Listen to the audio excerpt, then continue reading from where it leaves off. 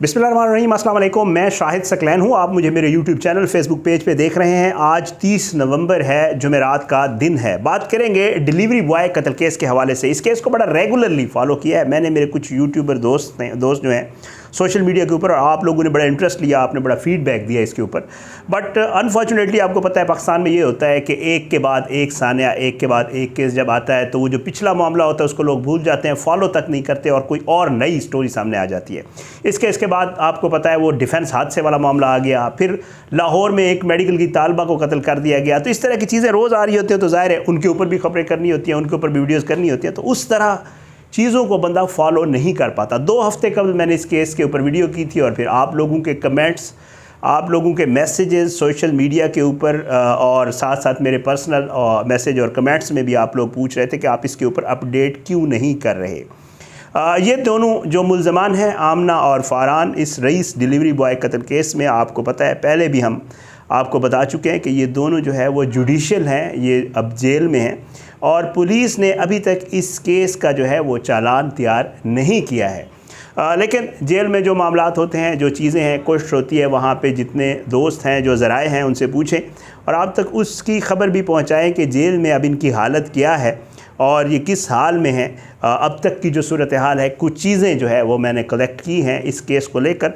तो आज की इस वीडियो में जो है ये चीज़ें आपके सामने रखेंगे। आपसे वही दरख्वास्त कि अगर आपने अब तक मेरा यूट्यूब चैनल सब्सक्राइब नहीं किया, फेसबुक पेज को लाइक नहीं किया, तो यूट्यूब चैनल को सब्सक्राइब करें, फेसबुक पेज को लाइक करें, वीडियोस को लाइक शेयर किया करें, अपना फीडबैक ज़रूर दिया करें। आपका फीडबैक मेरे लिए बड़ा मैटर करता है और कोशिश होती है कि आपके फीडबैक के मुताबिक जो है वो हम अपने कंटेंट को और अपनी चीज़ों को बेहतर करने की कोशिश करते हैं। इसलिए हमेशा प्रेफरेंस होती है कि आपका जो फीडबैक होता है उसको अपने कंटेंट में जो है वो ऐड किया जाए। तो वीडियो की तरफ आते हैं जी।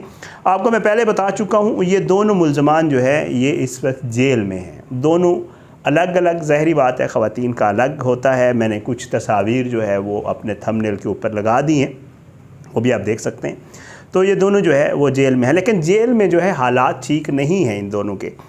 जो गुज़श्ता वीडियो की थी 2 हफ्ते पहले, उसमें मैंने आपको वाज़े तौर पे बताया था कि फ़रहान से जो उसकी फ़ैमिली मिलने आई थी, उन्होंने वाज़े तौर पे उसे कह दिया था कि अब कुछ भी हो, ये ट्रायल चलेगा, ये केस चलेगा, सज़ा होती है नहीं होती है, आमना को रिलीफ मिलता है नहीं मिलता है, इस मामले के ऊपर कुछ भी हो, एक चीज़ वाज़े है कि अब आमना किसी सूरत भी हमारे घर वापस नहीं आएगी। और मामला तलाक वाला और वो सारा मामला जो है मैं आपके सामने पिछली वीडियो में रख चुका हूँ। आप टाइम लाइन पे जाके मेरी वो वीडियो भी देख सकते हैं। मेरे जो रेगुलर व्यूवर्स हैं उनको पता है कि मैं इस केस को बड़ा फॉलो कर रहा हूँ, मैंने एक प्ले लिस्ट भी बना रखी है इसके ऊपर। तो अब ये है कि क्योंकि डिप्रेशन मामला जो है आमना के साथ डिप्रेशन का हो गया है, फ़रहान वाज़े तौर पे ये कह रहा है कि जी मुझे इल्म नहीं था, चीज़ें बाहर आने से, पुलिस इन्वेस्टिगेशन में जो चीज़ें बाहर आई हैं उससे कबल मुझे इल्म नहीं था, क्योंकि इसने मुझे जो है वो डिसीव किया था, धोखा दिया था। धोखा इस तरह दिया था कि जब ये सारा मामला हुआ था, वालिद ने मुझे कॉल की थी और कॉल करके बताया था। तो आमना ने, जब मैंने आमना को घर भेज दिया था और हम लोग इसके घर गए थे, तो इसने बाकायदा तौर पे कुरान पाक पे हल्फ लेके ये कहा था कि जी ऐसी कोई बात नहीं है, जिस पर मैंने इसका यकीन कर लिया था, बिकॉज़ ज़ाहिरी बात है उसके बच्चों की माँ है।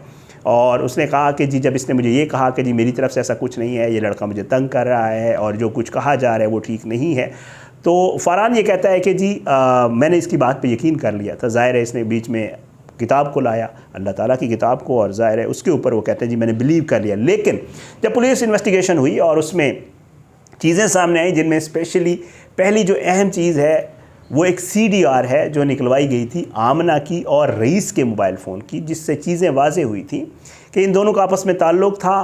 फ़ोन कॉल्स की मैंने आपको डिटेल बताई थी अपनी वीडियो में कि कितने कितने मिनट्स की जो वीडियो, इनकी जो ऑडियो कॉल्स हैं, क्योंकि व्हाट्सएप कॉल तो रिकॉर्ड पे नहीं आती है, ऑडियो कॉल्स जो है वो रिकॉर्ड पे आ जाती हैं, मैसेजेस जो रिकॉर्ड के ऊपर हैं। फिर पुलिस ये कह रही है कि जो लोकेशंस आई हैं, जो वो केस में वो कहते हैं कि चालान का हम हिस्सा भी बना रहे हैं, वो लोकेशंस जो है वो आमना और रईस की इकट्ठी हैं और वो 3-3, 4-4 घंटे की गेस्ट हाउसेस की लोकेशन है। और ये सारी चीज़ें ज़ाहिर बात है जब मीडिया पे आती हैं, जब हम बात करते हैं या कोई बात कर रहा होता है, तो बातें फ़रहान तक भी पहुंचती हैं। उनके फैमिली वाले उनसे मुलाकात करने जाते हैं, 2 दिन होते हैं मुलाकात के। जुमेरात वाले दिन स्पेशली लोग जाके अपने जो कैदी होते हैं उनसे मुलाकात करते हैं। वो कहते हैं जब मुलाकात करते हैं तो उसमें वो सारी चीज़ें क्लियरली रखते हैं, उनके पास मोबाइल फ़ोन होते हैं, उसको जाकर दिखाते हैं कि ये चीज़ें आ रही हैं और पुलिस को ये चीज़ें मिली हैं आमना और रईस के हवाले से। तो फ़रहान जो है वो अब मुकम्मल तौर पर जो है वो आमना से मुँह मोड़ चुका है और जो है जब भी इनको अदालत भी लाया जाता है तो इनकी आपस में कोई गुफ्तगू नहीं होती। इसके ऊपर ज़ाहिर है आमना डिप्रेशन का शिकार है और उसके हवाले से ये बताया जा रहा है कि वो इस डिप्रेशन को कम करने के लिए, मैंने ही आपको ख़बर दी थी कि उसको 2 बार जो है वो प्राइवेट हॉस्पिटल ले जाया गया। जेल के अंदर ये सहूलियात मौजूद होती हैं, वहाँ पे छोटे बहुत मोटा ट्रीटमेंट हो जाता है, बट बाज़ दफ़ा ये होता है कि अगर जो वहाँ पे कैदी है उसके साथ कोई ऐसा मामला पेश आ जाए कि उसे बाहर के किसी हॉस्पिटल ले जाना पड़े तो उससे बाकायदा तौर पे 2 बार जो है वो हॉस्पिटल ले जाया गया। वजूहात यही हैं कि आमना ये करती है कि वो 2 दफ़ा उसने सर अपना ज़ख्मी किया दीवार के साथ मार के, और उसकी भी यही रीज़न थी कि जी उसने सर ज़ख्मी किया, उसको बाहर ले गए। कोशिश उसकी ये होती है कि जेल के माहौल से निकल कर कुछ टाइम वो हॉस्पिटल में गुजार ले। ज़ाहिर है हॉस्पिटल का माहौल जेल के माहौल से डिफरेंट होता है। आपने अमूमन जो पॉलिटिकल वीडियोस होती हैं, पॉलिटिकल चीज़ें होती हैं, प्रोग्राम्स में आप सुनते होंगे कि जब भी कोई कैद होता है, सियासी कैदी बनता है, तो वो कोशिश उसकी होती है जेल में ज़्यादातर वक्त जेल से हॉस्पिटल में वक्त गुजारे, क्योंकि उधर ज़रा लोगों से भी मेल मुलाकात हो जाती है, गुफ्तगू भी हो जाती है, आराम से भी बंदा रह जाता है। जेल में मामलात और तरह के होते हैं ज़ाहिर है, और ऐसे लोगों के लिए जिन्होंने पहले कभी जेल ना देखी हो, जो क्रिमिनल्स ना हों, जिन्होंने कभी इन चीज़ों का एक्सपीरियंस ना किया हो, ज़ाहिर है उनके लिए जेल में रहना कोई आसान काम नहीं होता। और वैसे भी बंदा अगर उसको जेल में डाल दिया जाए, एक अच्छा भला इंसान जो है वो भी नफसियाती मसाइल का शिकार हो जाता है कैदियों के साथ रह के। तनाई होती है, कोई मुलाकात के लिए नहीं आ रहा होता, अजीब व गरीब किस्म के वहाँ लोग मौजूद होते हैं, क्रिमिनल्स मौजूद होते हैं, उनके साथ आपने सारा दिन गुजारना होता है।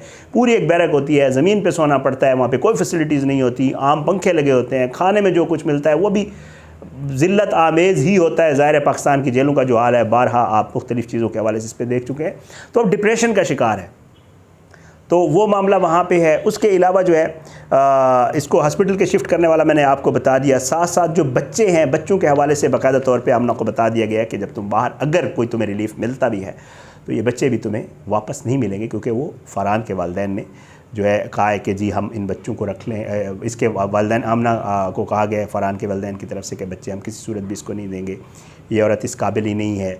साथ में अजीब व गरीब किस्म के बयानात दे रही है कि 3 साल से मेरा कोई फ़रहान के साथ कोई ताल्लुक़ नहीं था, 3 साल से हम अलग अलग सो रहे थे, अलग कमरों में थे, जिस दिन ये मर्डर हुआ उस दिन भी हम अलग कमरों में थे। तो इसके ऊपर भी अजीब व गरीब किस्म की वो बातें आ रही हैं कि जी 3 साल से ताल्लुक़ ना होना, फिर रईस के साथ रिलेशन होना, और इस तरह की चीज़ें जो है ये अब ज़रा खुलकर सामने आ रही हैं। पुलिस से जो बात हुई है, पुलिस यही कहती है कि जी इस केस का चालान जो है वो तैयार कर रहे हैं, लेकिन अनफॉर्चुनेटली पुलिस इसमें भी जैसे दूसरे केसेस में सुस्ती का मुजाहरा करती है, इसमें भी जी सुस्ती का मुजाहरा कर रही है। और इसमें भी कुछ फोरेंसिक रिपोर्ट्स को लेकर और कुछ मोबाइल फ़ोन डेटा और जो मोबाइल फोरेंसिक रिपोर्ट्स हैं उनको लेकर जो है पुलिस इसको लटकाने की कोशिश कर रही है। बहरहाल इसके ऊपर ज़ाहिर है कोशिश होती है कि जितनी भी अपडेट्स हों वो आपके साथ शेयर किया करें। ये 2 चीज़ें थीं, एक तो आमना की सूरत हाल वाला, दूसरा फ़रहान और जो मामला तलाक़ वाला है या एक दूसरे के साथ ना रहने वाला है, और जो CDR में चीज़ें आई हैं वो खुलकर जो है अब इस केस के ऊपर जो है वो मज़ीद मामलात सामने आए हैं। मैं चेक कर रहा हूँ कि शायद कोई ऐसी चीज़ रह ना जाए जो मैंने लिखी और आपके साथ शेयर ना करूँ। बहरहाल इंशाअल्लाह इस केस के हवाले से और मज़ीद जितनी भी चीज़ें मैं कवर करता रहता हूँ उनके हवाले से जो चीज़ें सामने आती हैं आपके साथ ज़रूर शेयर करेंगे। आप अपनी दुआओं में हमें याद रखा करें जी। इजाज़त दें, इंशाअल्लाह अगली वीडियो में मुलाकात होगी। बशर्ते ज़िंदगी। पाकिस्तान ज़िंदाबाद। अल्लाह हाफ़िज़।